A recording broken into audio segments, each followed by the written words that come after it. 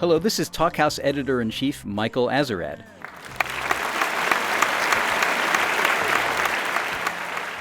And welcome to the Talkhouse Music Podcast.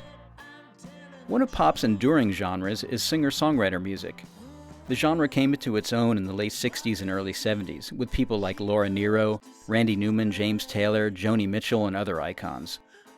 The singer-songwriter tradition is alive and well to this day, and two of its prime exponents are the guests on this edition of the Talkhouse Music Podcast.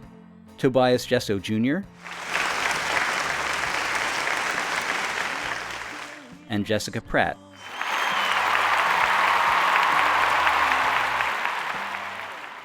Jesso released his piano-driven debut album, Goon, this year to much fanfare, and for many, the music evokes superstar 70s singer-songwriters like John Lennon, Carole King, Harry Nilsson, and Elton John. On her latest album, On Your Own Love Again, Pratt also recalls the 70s, but a very different, much more obscure 70s. Her music recalls the psychedelic folk of that era, people like Linda Perhacs and Vashti Bunyan. We put these two together backstage at this summer's Pitchfork Music Festival. Thanks, Pitchfork. And they talked about a lot of things. The difference between playing solo and with a band, dealing with stage nerves and insecurity, trying to do stage banter, and how malfunctioning equipment can also be a blessing. Also, two of today's most acclaimed new songwriters profess their admiration for Train's song, Drops of Jupiter, and they wrestle with this most vexing question. How weird is it for a blanket to be chasing a kid through a forest? Without further ado, Jessica Pratt in conversation with Tobias Jesso Jr. Where do you start? I don't know. Is there any vague direction, or we're just like? I think we're jumping in right here. Just freestyle. Yeah, that's it. Okay. Where'd you come from? I grew up for this. Oh, where I come from this? Or okay, I was going right back to the start. Well, yeah, that's actually probably a more interesting answer. Right. So if you want to do that. I mean, everyone knows who would probably listen to this. Yeah. I grew up in Vancouver. Yeah. In Okay. Canada, I didn't know that. So oh, really? That's Great. good. Good. Okay. Good. Yeah. I've only been there one time. How did you like it? It was cool. We played in a very seedy area. Which was East. I don't remember what it was called. Which is ignorant of me. Hastings, probably. Maybe. That's like the drug capital. Yeah, there were lots of junkies. Yeah, they're walking around. Yeah. It's like zombie land. Yeah. I mean, I'm from San Francisco. I lived in the Tenderloin, so it's like similar. I actually saw you in San Francisco. Oh, really? Yeah, I went with JR when I was doing the record with him. Oh, yeah. Wait, where? The chapel? It was 2013 or something, Oh, okay. 2014, something like that. Huh. I remember being like, oh yeah, I went, I saw it, was good. Yeah, I like JR. I never have gotten to know him super well, but we've both been auxiliary figures in each other's life for a long time. Yeah. So you have another record now, a second record? Mm-hmm. How did you find writing that?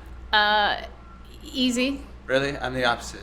I guess it's kind of my first record, so I guess I might be in your position the next time. Right. Because the first record is like stuff I wrote and recorded when I was a teenager, and then it was like put out much later. Right. So I was sort of afforded like extra time because I got to sort of have years to come up with another one.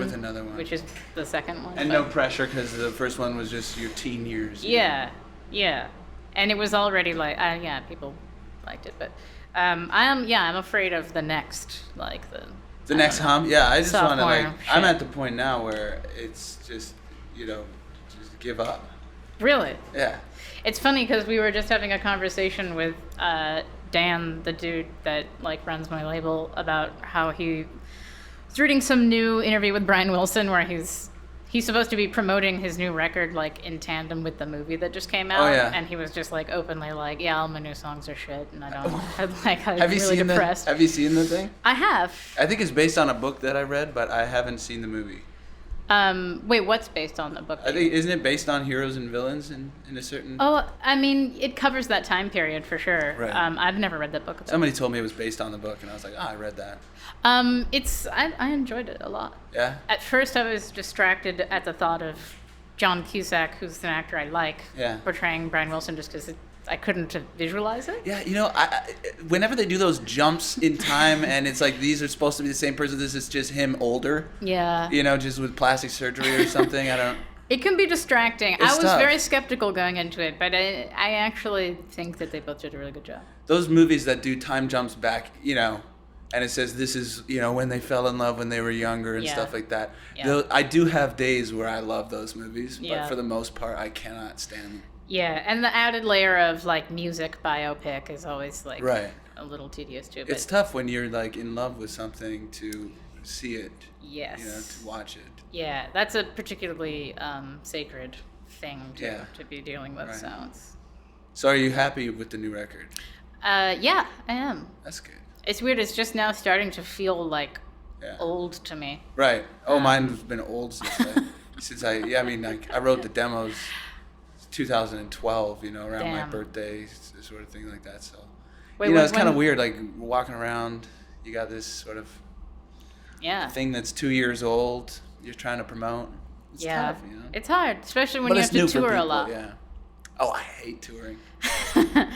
I sound like I shouldn't be here, really. It's like that's the vibe everyone's getting. I've only just now started to kind of try to brainwash myself into wanting to like tour all the time. Because at first I was just like, I really don't want to do that. Well, I did a solo tour, and that's what was so hard for me. So I just added a band. I added like 6 guys. I was like, hopefully they'll keep me from getting depressed. Yeah, I did all the touring I did in the beginning was by myself. Well, I had a little bit of accompaniment, but just a guitar.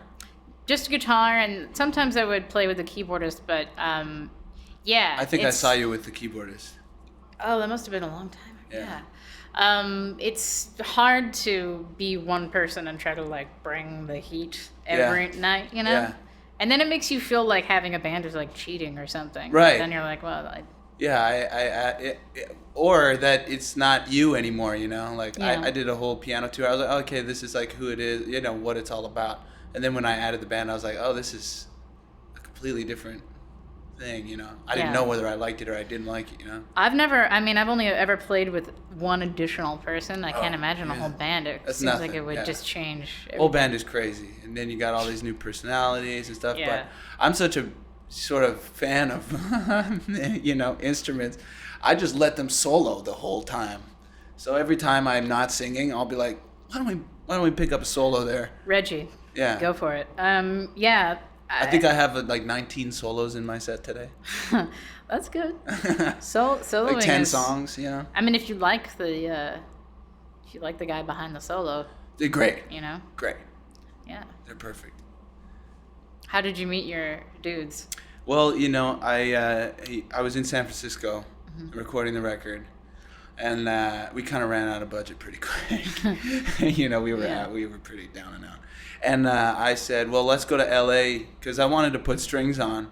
We had this grand idea of what the record would be, you know, and when I showed up to San Francisco and I started talking with JR, I was like, yeah, and strings and horns and this. And he was like, man, that stuff's expensive. Like, you're an indie musician. You can't really, you know, that's sort of shooting for the moon. Sad I truth. wanted, everything, backup singers, all this. Yeah. And then I said, okay, but I still want all that stuff.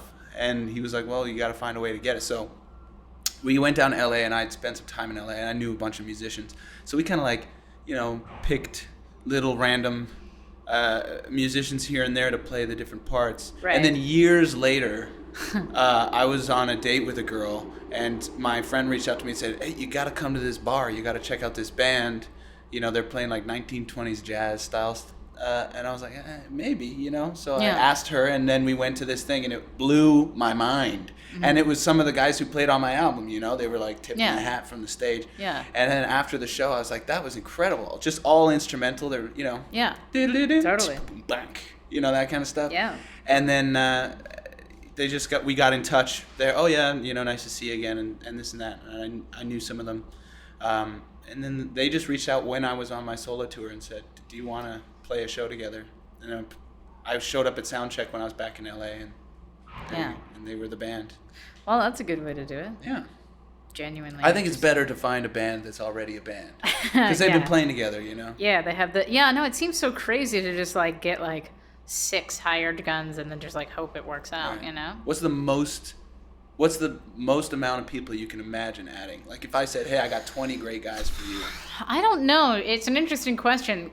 For some reason, maybe with like the way that the bass works with like a classical guitar and finger picking, I find that it's really, really difficult to add percussion. So that's if I was going to pursue that, I would have to like it would just be some. Rethink it. Yeah, well, either rethink it, which I wouldn't want to do, or like just get a little couple things chiming in here and there. Like some guy on the side playing triangle. Yeah, some weird like shakers or something. But I mean, I am also fond of many different kinds of instruments, and I like hearing them played. I feel like the ones that are like really the coolest are the most difficult to. I don't know, like. Do you pick them up? Do you have like, a gravitational pull towards instruments? When you see them. Yeah, totally. To play them yourself. Yeah. Because I always want to play everything, but I'm never good at anything. It depends. I mean, I don't know. I like the sound of certain things a lot. Like I'll never be able to play a sitar like even halfway decently. Yeah. Even like in a fad way. Right. I could use it for one song. I don't even know if I could. If I walk into a studio and there's a bunch of instruments there, I'm like, okay, this day's done. Let me play around here. And then by the end of the day, I'm like, I can't do any of this stuff. Let's pick this up tomorrow with somebody who can. It's fun. Yeah. It's very fun. It is, yeah. That's part of the reason. But how do you find about the press and all that stuff? That's like this stuff right here. Like we're talking to this guy. Well, it really it's across the board. Some of it is pleasant. I like talking about music with people. I like meeting people. Right.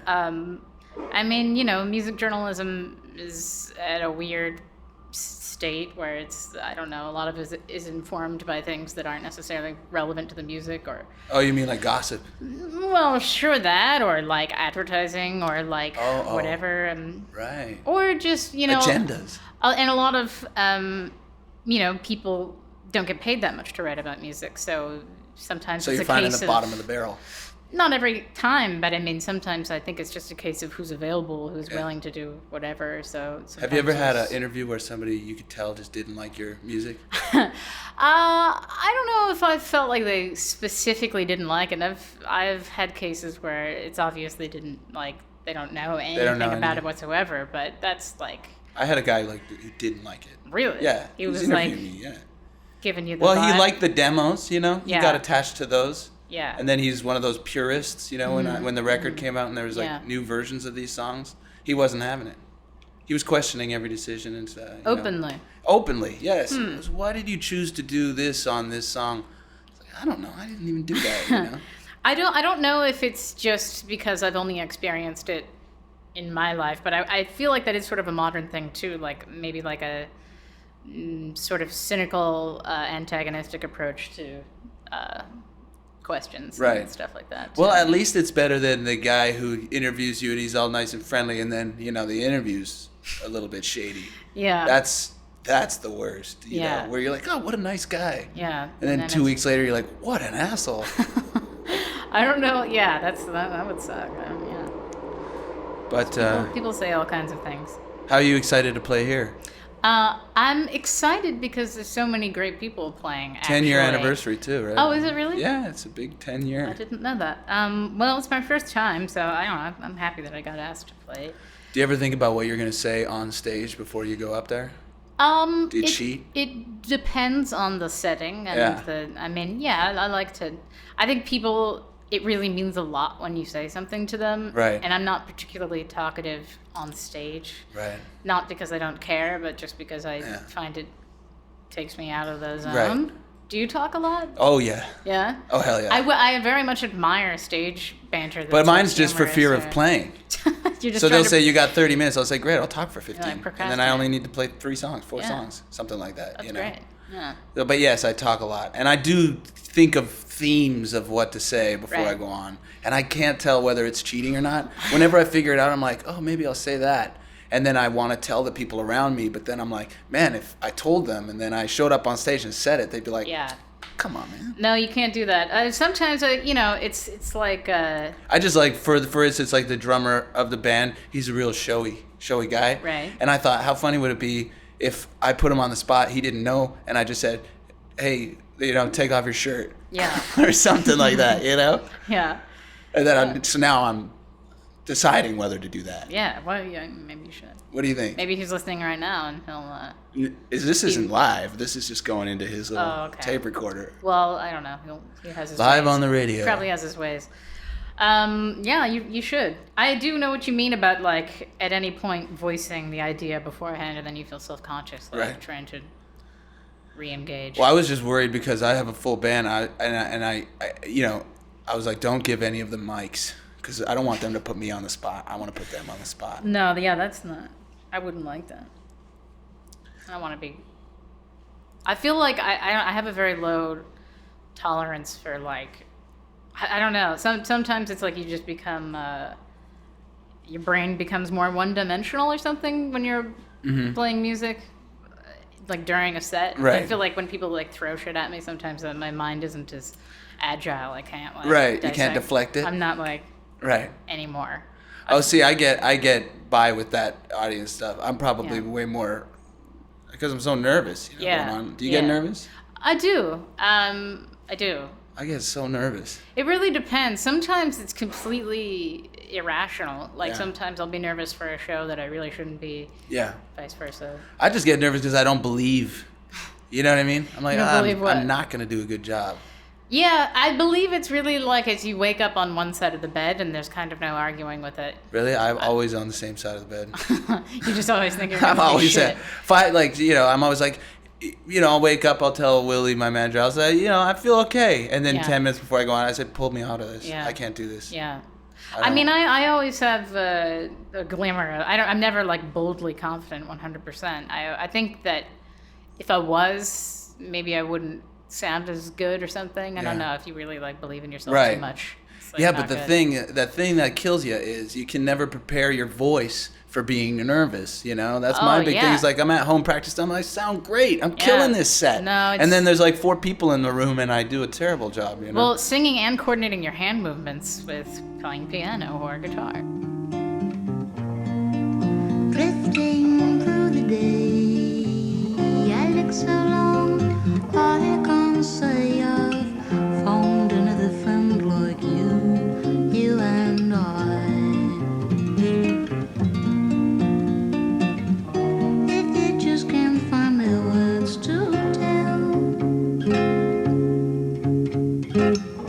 let me say that I know you.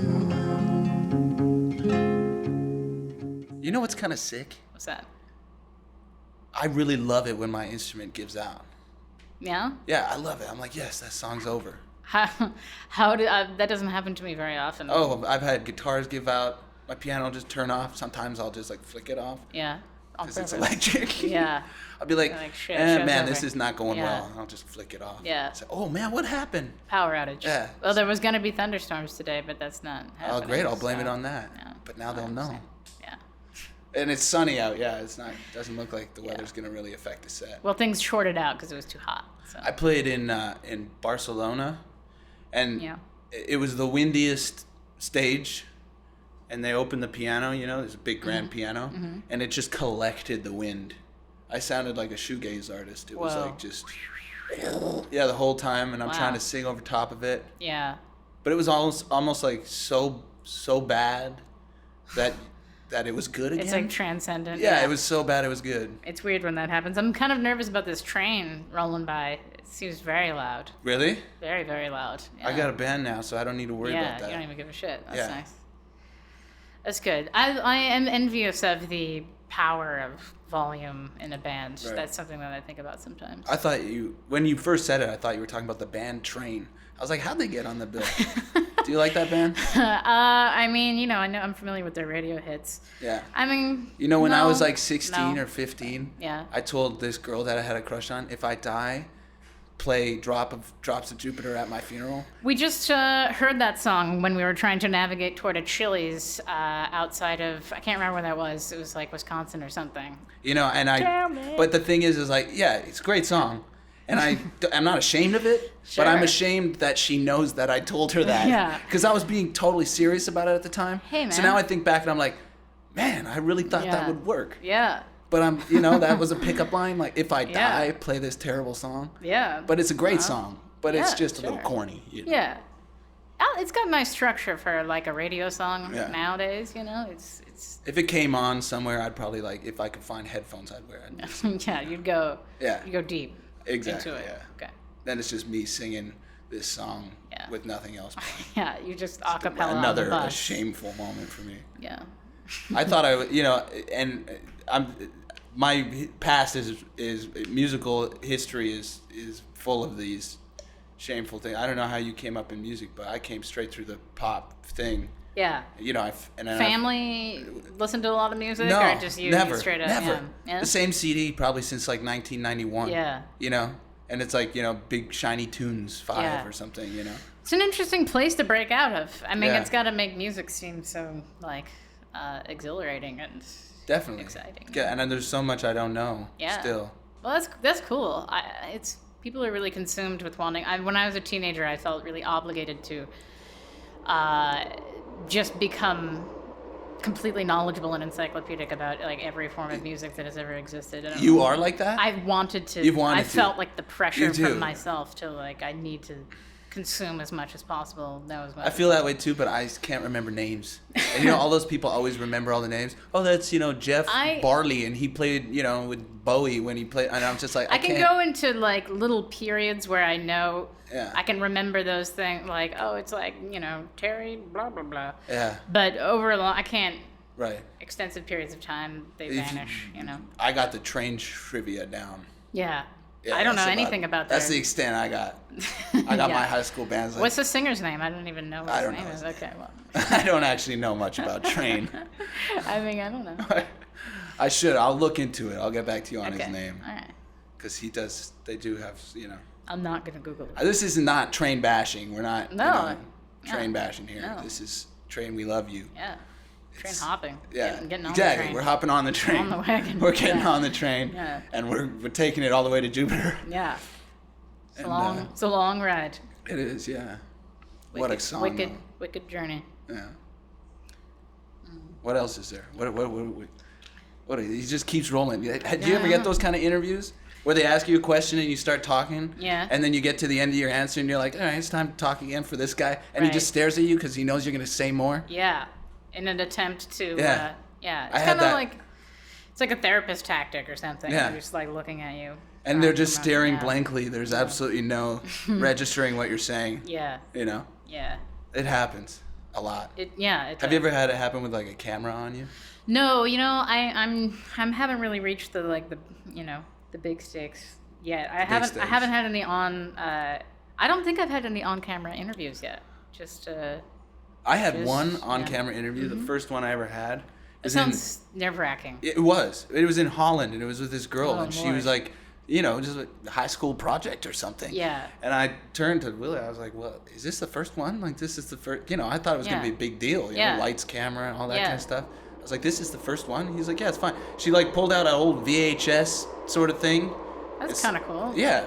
But didn't know anything about me. Yeah. Didn't have any questions really for me. Yeah. That, I don't know if it's... No, I'm saying that. It was good. It was good. I don't know if there's sometimes it's just purely a language barrier, but it is weird when you go into those, maybe culturally too, it's really extremely vague questions are totally acceptable, and it makes you feel like a weird animal or something, Do you have a story? Do you have a story that they focus on with you?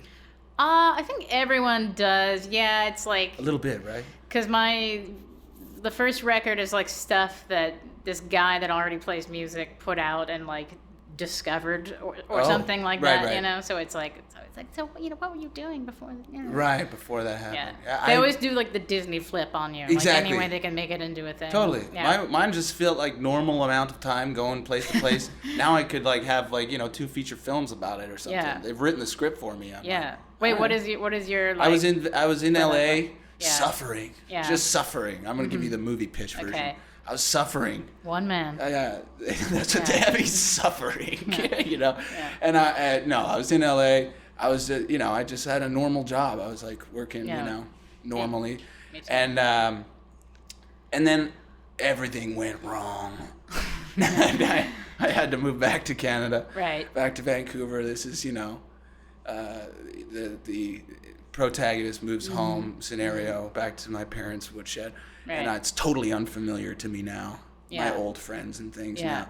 And so I isolate myself in my bedroom with a piano, Right. that my sister left behind. And Yeah. now I'm finding myself again, Yeah. you know? Yeah. And I write this album. In a place that seems all too familiar. And I write this before. album, and then I meet a record producer who says, "Let's do it." Yeah. You know, that's movie one. got Movie what it two takes. movie two picks up on, now I'm in LA. What am I doing here? Yeah. This is not the LA I remember. Wasteland. Yeah, everyone's back, you know. Yeah. Sort of like the Entourage movie after the TV show kind of thing, Yeah. you know. It's kind of confusing timeline. Yeah. No, But okay. that's the story. Everybody's got one. Would you watch that movie? Maybe. It would have a younger me and an older me. Yeah. That's why I don't think I'd watch Yeah, it. two people that look nothing alike. Exactly. Yeah. But they'd only be a year apart. Yeah. How funny would that be? You get the like fake. This is me wrinkles. a year later. Yeah. It's a different actor. That'd be hilarious. Yeah. I'm gonna do that. Actually. You should. Yeah, I would. I wanted to get into movies. Yeah. Hell yeah. When I was a kid, I wanted to be an actress, like more than anything. Really? Yeah. Are you good? I've never done it. All right. What's your favorite scene? Let's act it out. Oh no, I don't know about that. Oh, she's getting shy. I don't think I have enough. I can't retain dialogue well enough to just go off the bat. When I was younger, me and my friend watched Gladiator every Yeah. single day for an entire summer. I knew every word to that movie, I tell you. Yeah. I could say it as they said it. Yeah. Yeah. Mimicking is very. With the I think barbarian yeah. horde, Yeah. you know? Yeah. No, there's movies I have locked into my brain. What's the movie you've seen more than any other movie? Well, actually, I think we just there's two. I would say. I mean, there's stuff that I've watched as an adult, but literally, if we're talking numbers here, Straight numbers. sheer periods of time. I think The Brave Little Toaster. Wow. Which is interesting because Van Dyke Parks does the music. Does for the that. music.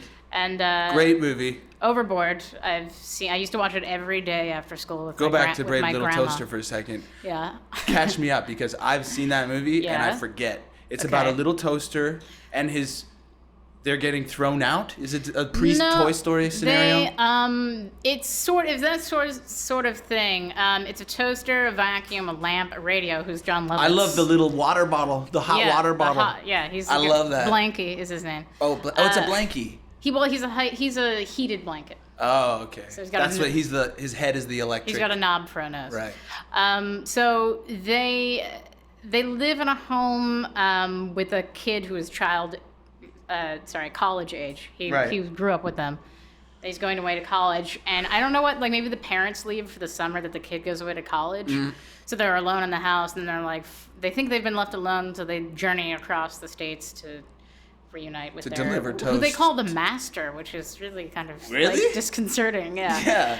Yeah. But yeah, so they, it's like they're going through forests and waterfalls and like. And the blankie's not getting dirty? How believable Oh, they're is getting that? fucking Really? filthy. Yeah. Really? And they. The blankie gets disgusting. And he shows up, he's like, I'm ready to heat you, master. Yeah, pretty much. There's a lot of obstacles for a gaggle of a plants is crossing the rough terrain of the U.S. Do they need to plug in at any time? I feel like they don't actually. Yeah, I feel like it's a little foggy now. I think they all get on the vacuum. That's like how they're traveling. And the vacuum's grumpy. So he's grumpy as fuck, and he's got to charge a little bit. I think so. There's that's like a subplot. At one point, they get sort of. Do you think the vacuum and the blankie? If the vacuum rolled over the blankie, it kind of be fine. Kind of looked sexual. Well, that would be a little weird because I think the blankie is like. How weird is it for a blankie to be chasing down a kid through the forest, calling him master? It's all fucked up. Right. It's really fucked up. When you think about those real kid plot things, and you think that adults wrote them. I don't know. It's weird. I mean, I like to think of myself as I was a mature child, able to pick up on the subtleties of that stuff. I was the opposite. Well, I don't know. I mean, I was very engaged with that story. Right. It's also funny. There's music in it too. Right. So that's the part you grabbed onto. Yeah. And like I said, John Lovitz plays the radio. I was a big fan of The Critic as well. Oh. So it was like a familiar voice. Right. John Lovitz does do the radio. Yeah. He's really hilarious. But he's finding different frequencies to say what he wants? Is that No, he has his own personality. He's got his own voice. But they can just listen to the radio while he's fully inhabiting his persona. Imagine they made it all the way. They found the kid, alternate ending. Yeah. They find the kid. They're in the city. He's like, I think great, they do it's all find back. a kid. And then he plugs them in. None of them work. Yeah, they're all just broken. They're just broken. From their, like, And harrowing the blanket's journey. filthy. Yeah. Oh, yeah. The toaster can't go down It's anymore. kind of dramatic. Like, at the end, they end up at, like, a junkyard, and they're, like, about to get crushed into a cube, and, like, Oh, there's is that all where these... the big magnet comes and he's got a face too? And all the dejunked cars are talking. They sing this song called "Worthless" about how they're no longer wanted, and you know, Wow. it's really intense. That's some Good heavy song. themes. Good song. Worthless. That's Yeah. a good song title. I might write that You should one. cover that actually, yeah. song. It's a good. I'll cover it actually. Yeah. I'll rewrite it. How's that? In my perspective. You should. Every man should. You know I try to see things from your side, to leave things undefined, but where would you advise? Let it generate a new design for the missing piece I have to disguise. So a paper with the header that your love is just a myth I devised. If the question is how I came upon my own particular musical vision, I wouldn't say that it was like incredibly calculated. I think most people probably that make music just like they like a lot of stuff. Maybe I think there's a handful of things that you hold the closest or that have influenced you the most, consciously or unconsciously. And I don't know. I think you sort of go from the gut, and those things sort of like, I don't know, are things that you like bounce off of. But yeah, I don't know. It wasn't like extremely premeditated. I didn't have like a solid idea of what I wanted it to be like. I think I just like made music that sounded good to me. And it's kind of a boring answer, but I don't really, didn't have a... I was in a boardroom full of people and I said, what should I be? Tell me what to be. Give me direction. And they said, you want to make it big in Tinseltown, you got to go 70s. Yeah. I said, okay. Yeah. So I just did it. I said, all right. I said, all right, I think I got a couple of those. Smooth vibe. Yeah. You had a smooth vibe. I'm going neo soul next album. Yeah. Yeah, neo soul. That's good. That's where you got to chase down the... Yeah. What's It's new? where- It's the new thing. I wonder if that door opening will make it in. They'll Yeah. realize how small That this guy. room you got us in Let's is. talk about that guy. No, I didn't. Mine was just I was at home playing piano for the first time, and I thought, what do you got to lose? Piano man. Yeah. And I just look at myself in the mirror and say, piano man. Yeah. I started believing Hyped it. yourself up. Exactly. Yeah. Do you ever do that? Do you ever say one thing that you're one thing, and then because you've said it enough, you're like, yeah, maybe I am that. I don't. It's maybe. Because when I moved to LA, I've never looked in the mirror and hyped myself Right. up, which I know is something. Not even they when do- you're drunk? They do in the movies. not even when you're wasted at the end of the No. night, you're like, you got this. You can make it home. I think I hype myself up the least when I'm drunk. I Right? think I'm Really? just like, yeah. I do that too, actually. Yeah.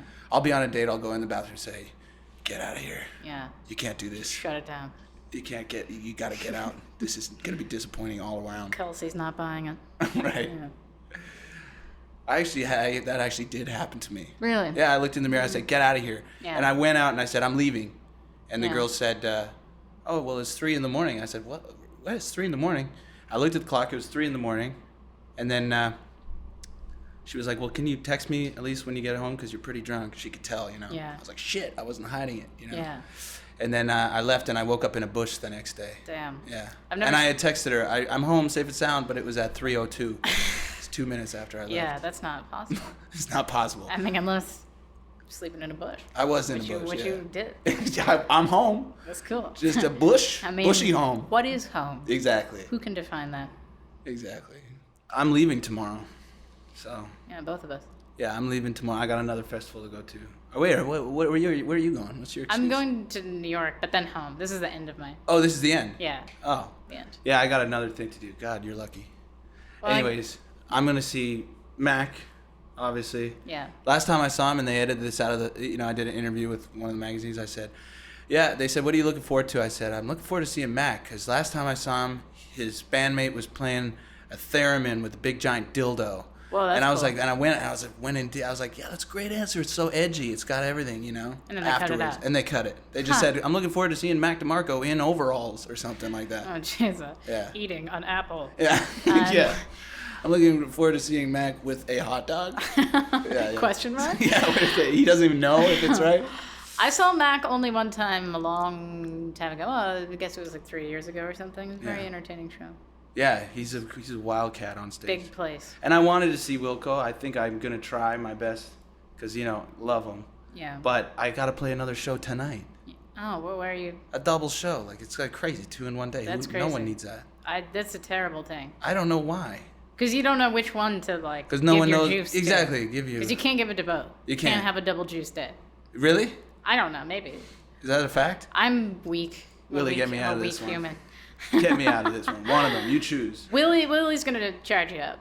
He's Right. gonna hype you up in the mirror for you. Well, he did. Well, the dilemma here was like I said, "Oh man, I gotta get drunk if I'm gonna at least like walk on the stage." Yeah. And he said, "You can't get drunk because you got another show tonight." Yeah. So I'm trying to balance like, wait, can I have a couple glasses and then go, and then I'm tipsy, and then I just let it fade, and it doesn't get quite to hangover stage where I just ramp it up for the second one. Yeah. I get real messy. Just get wild. Just get messy on that second one. Yeah. Turn But that the thing funny off thing and is on. the funny thing is that I only had 1 week to practice with the band, really. And so we figured out this set, and I thought, oh man, we can't play the same set twice. Do you ever get that? I mean, I play the same set into the ground, but I feel self-conscious about it every time. Right. I always throw one thing in there to make me believe. Yeah. Okay, this isn't the same. Yeah. But that's all we had rehearsed. So I said, I think we're gonna mismatch it up and see how another way works. And I got them to learn a song on their own. Well, one thing I've noticed is no matter how much you fuck up, people never seem to notice, even if you do something like Drastic. shit your pants on stage. I don't know. It's amazing what people don't notice. I know. I started wearing sweatpants halfway through my European tour. Yeah. And I just was like, no one cares. You're a tuxedo. Yeah, fuck, who cares? It's You black. yourself It's black. are They yeah. can't tell from there. You're all the way down there. I'm up here true. wearing sweatpants. Comfy. Because have you ever felt it's unfair when you go and you sit in the audience and you look at the stage, you say, how fucking easy is this? Just looking at someone perform. Yeah.